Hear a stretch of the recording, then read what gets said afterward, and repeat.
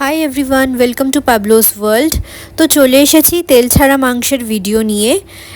তেল ছাড়া মাংস অনেকেই খেয়ে থেকেছো হয়তো, কিন্তু আমি যেভাবে করছি সেরকমভাবে করে দেখবে, খুব ইজি আর খুব ভালো লাগবে খেতে।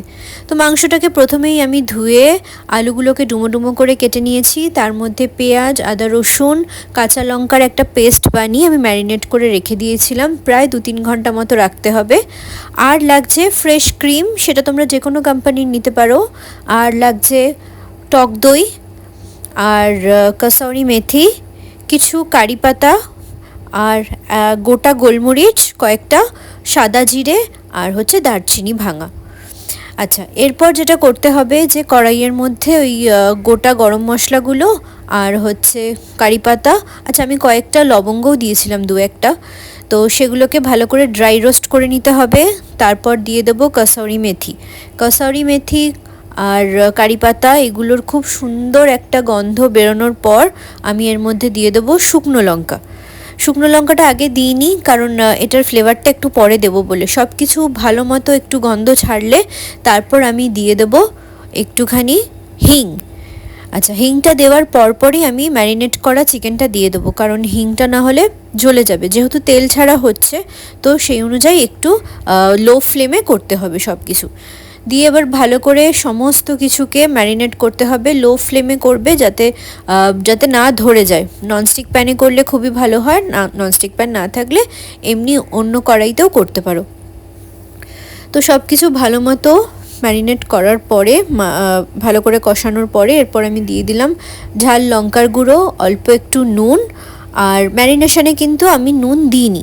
তো এই সমস্ত কিছু দিয়ে ভালো করে আবার নাড়াচাড়া করতে হবে। একভাবে চাপা দিয়ে রাখলে কিন্তু হবে না, কারণ যেহেতু তেল নেই, তার জন্য ধরে যাওয়ার চান্সটা বেশি, মানে পুড়ে যেতে পারে হয়তো। তো সেটার জন্য বারবার নাড়াচাড়া করে যেতেই হবে।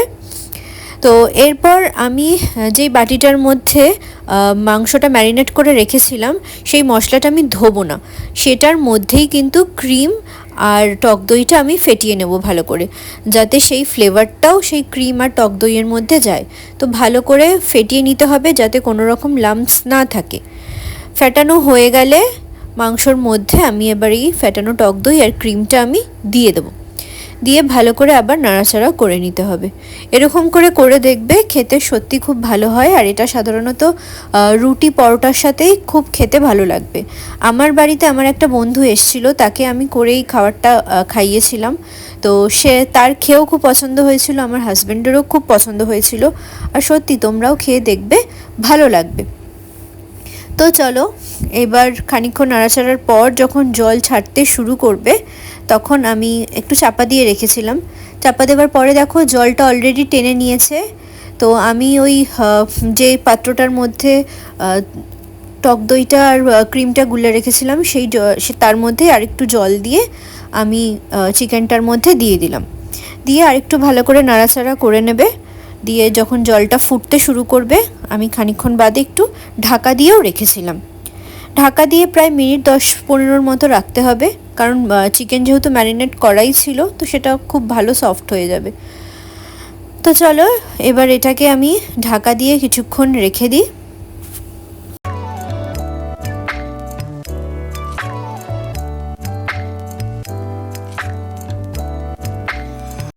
প্রায় 10 মিনিটের মতো হয়ে গেছে। এই যে রেডি আমার তেল ছাড়া মাংস। তোমরা বাড়িতে ট্রাই করো, কীরকম হলো সেটা অবশ্যই পারলে জানিও। আর এরকম নতুন নতুন রেসিপি বা আমার ব্লগ দেখার জন্য অবশ্যই পাবলোস ওয়ার্ল্ডকে সাবস্ক্রাইব করো। ভিডিওটা ভালো লেগে থাকলে অবশ্যই লাইক করবে। আর দেখা হচ্ছে পরের আরেকটা ব্লগে। টাটা।